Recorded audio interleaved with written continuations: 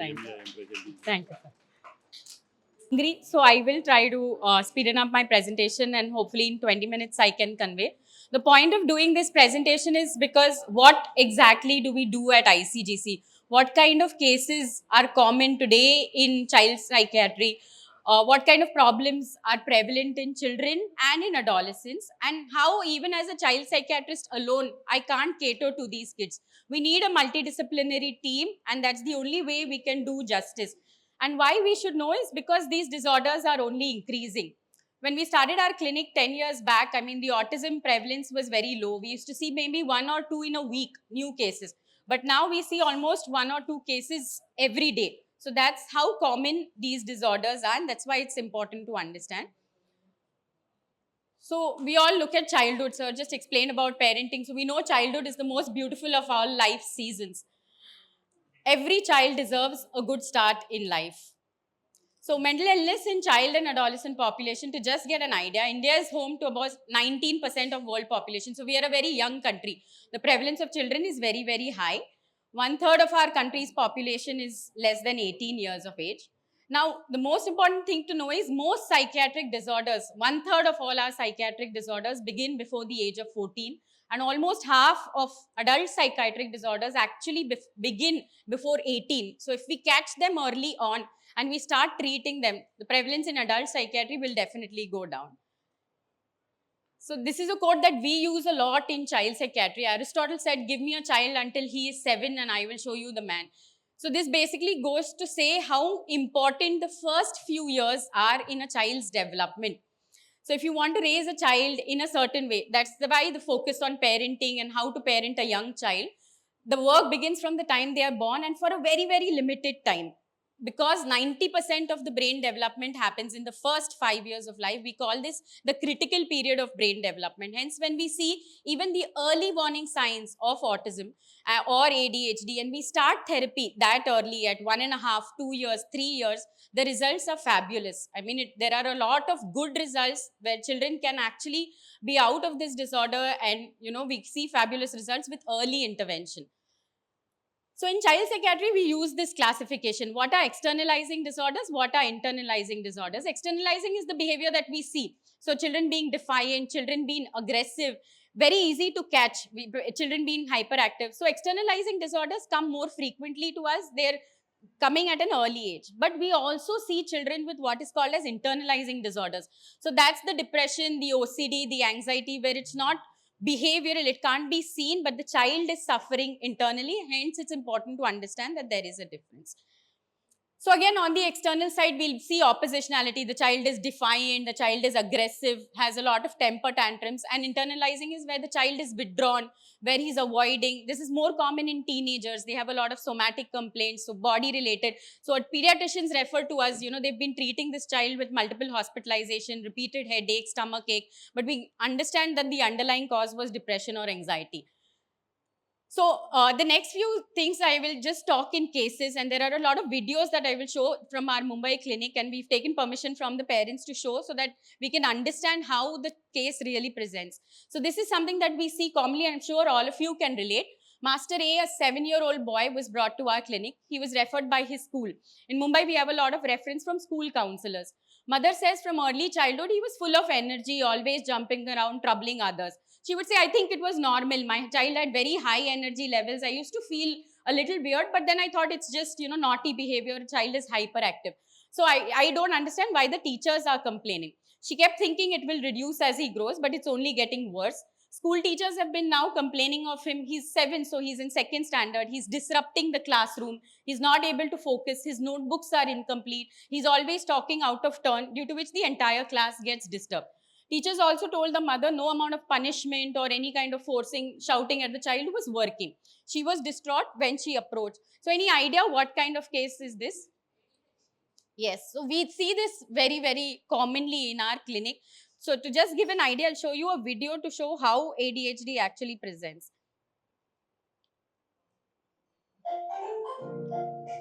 So if you see the girl in the white t-shirt, everybody else, this is a group therapy session, everybody else is sitting, but you can see she just can't sit in one place.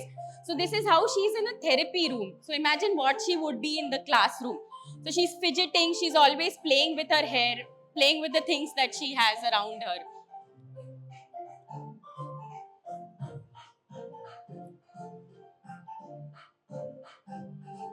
This is another child who's always jumping around. So this was the case. I mean, he's always jumping about.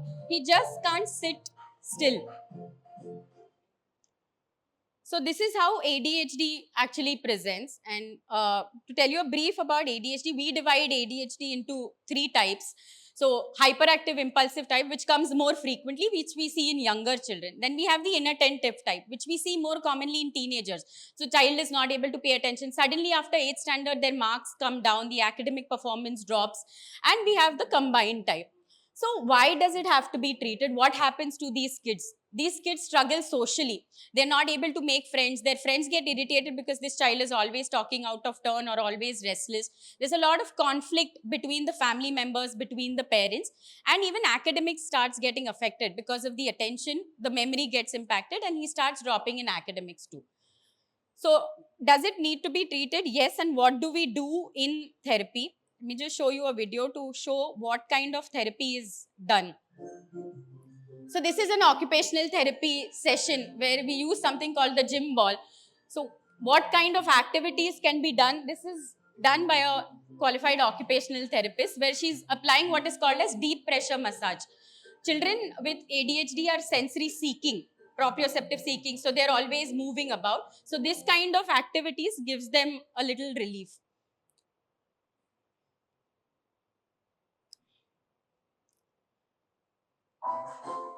Again, this is a sensory integration therapy. So different kinds of swings, different kinds of ladders to channelize the child's energy levels. This is called motor planning or heavy motor tasks for the child. This can also be introduced in the classroom when we speak to the class teacher.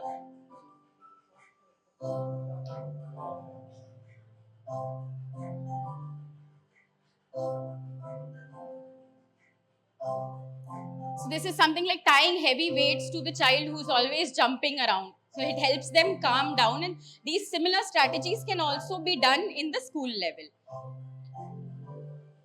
So again, these therapies have to be done for about 3 months or to 6 months for us to get improvement in the child. And this is the role of occupational therapy in ADHD.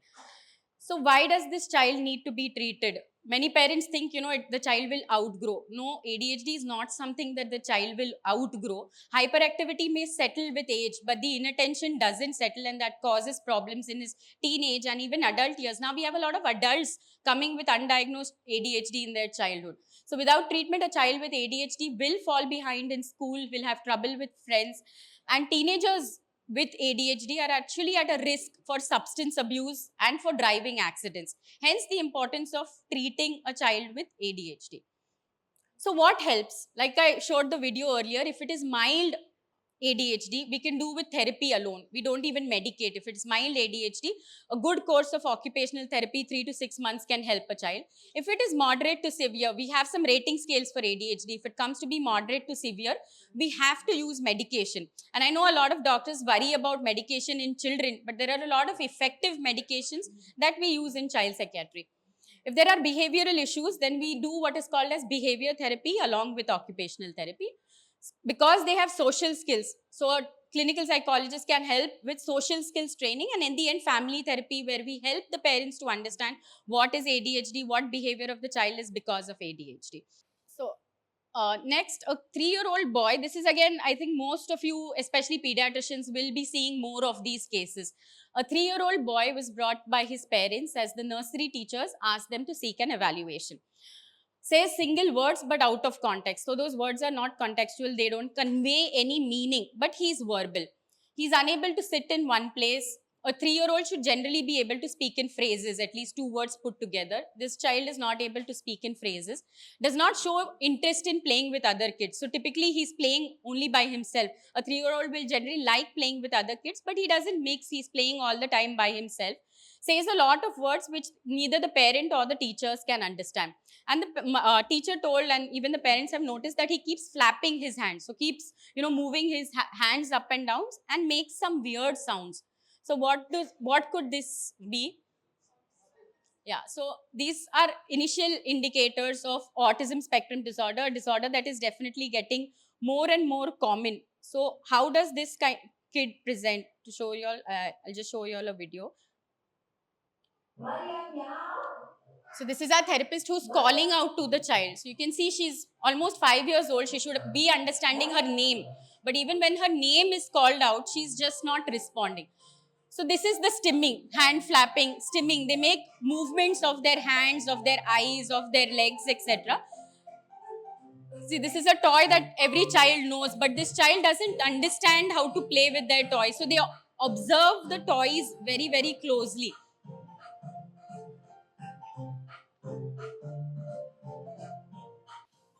So those are lack of response to name call, not showing eye contact. Those are some of the early indicators of autism.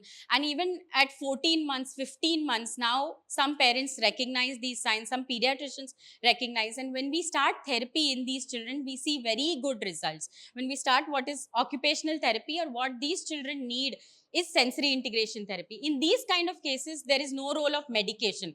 So a child psychiatrist alone, we can't do much. We need the multidisciplinary team. We need an occupational therapist, a speech therapist to help such a child.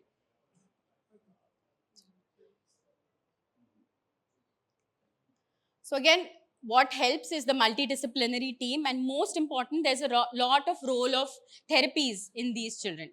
So the therapies that we have effectively been doing over the last 10 years at all our centers are occupational therapy, speech therapy, behavior therapy, group therapy, because one of the main signs of autism is lack of social skills. So social skills training or group therapy, and because some of these children can't write, they can't read, they have difficulty in even reading a 2-letter word.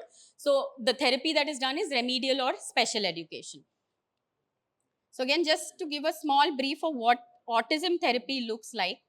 So these children also have sensory issues. They can't play with sand, they can't play with dough. They get very irritated when they wear textures, soft cotton, etc.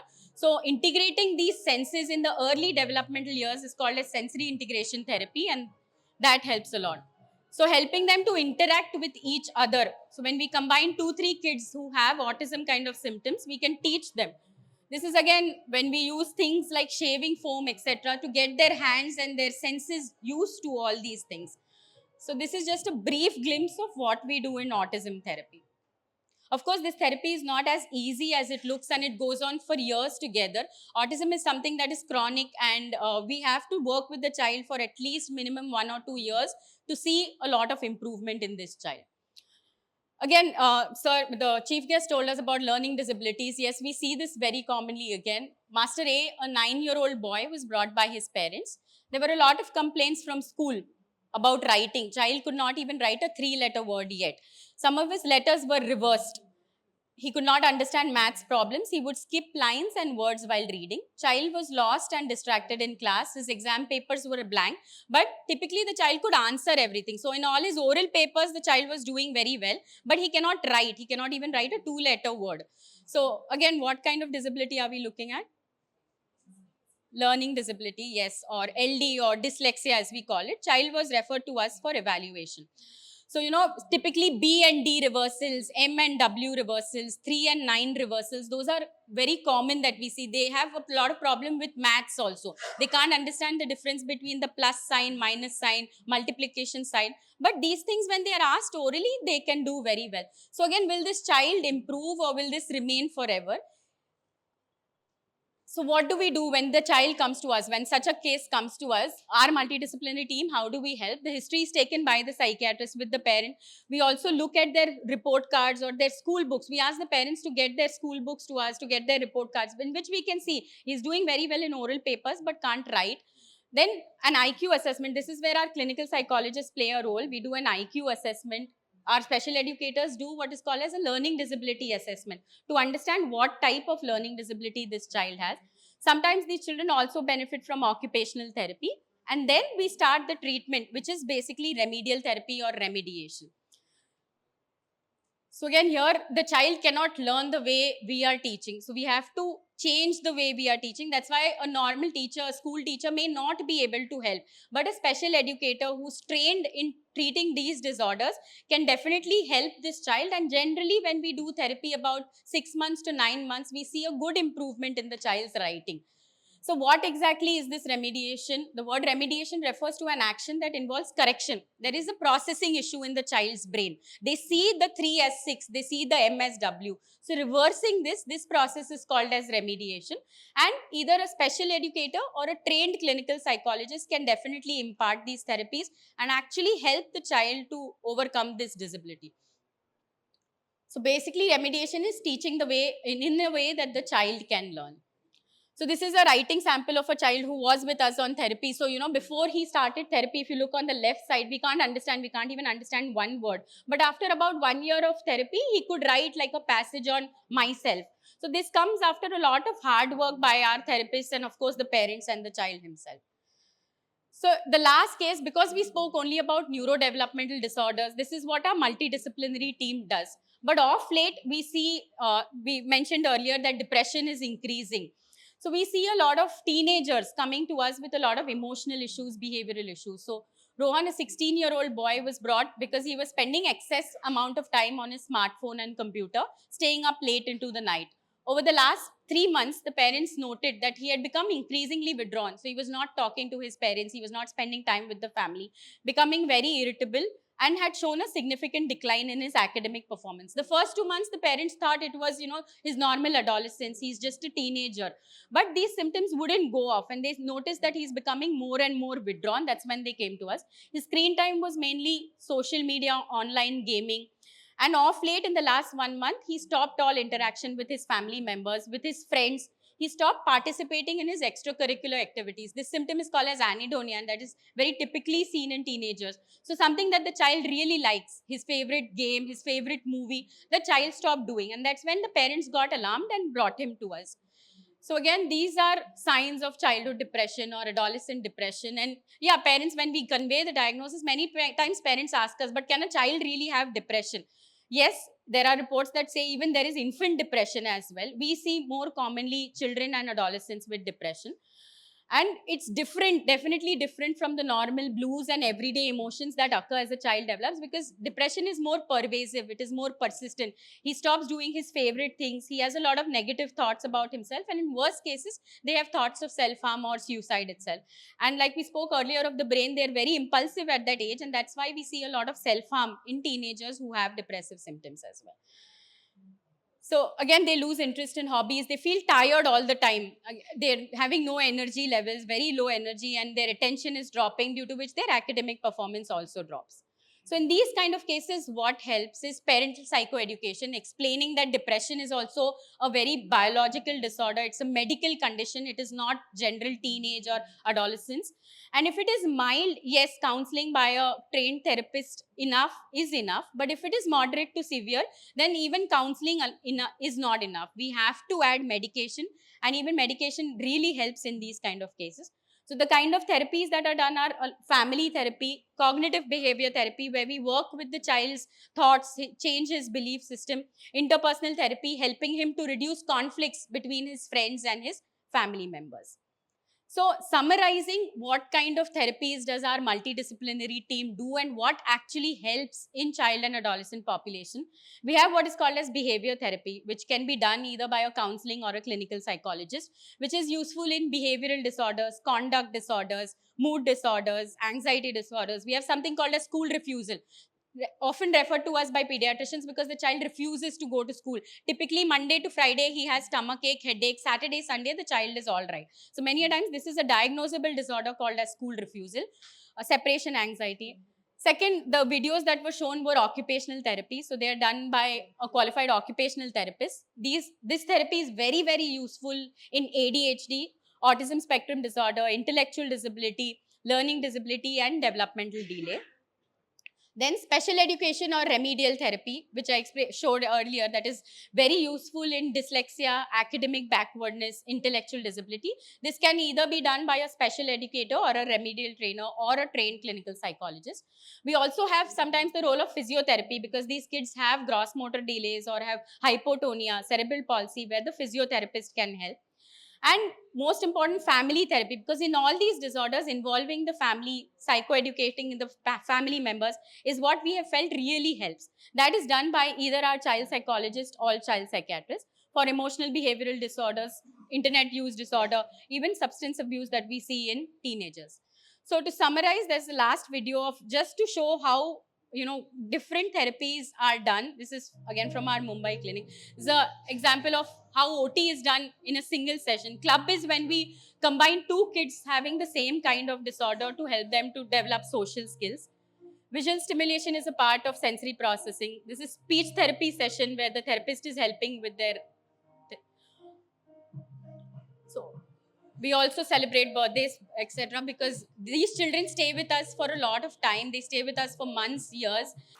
Thank you. This is our team of ICGC Vijayawada, and most of them are here. You all can just raise your hands. We have Shubham, who's our psychiatrist, Subrata, who's our occupational therapy, Mr. Ramarao, who's our special educator, Ms. Usha Rani Chinnari and Premlata, who are our speech therapists, and Meenakshi ma'am, who's our trained clinical psychologist. So this is our team at ICGC Vijayawada, who are doing all this wonderful work with children and adolescents. These are the 5 branches that we have, and these are our social media handles. Thank you, everybody.